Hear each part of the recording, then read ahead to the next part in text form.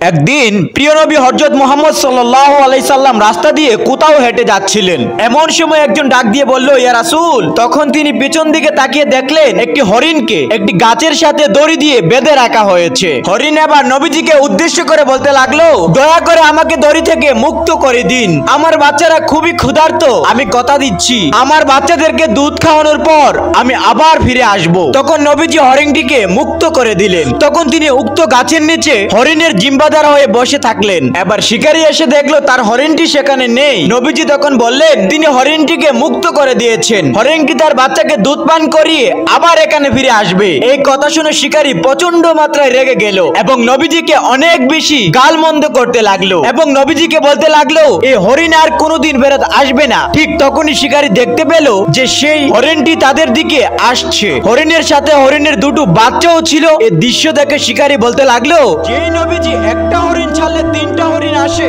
আমি তারই ধর্ম গ্রহণ করব। দয়া করে আমাকে মুসলমান বানিয়ে দিন।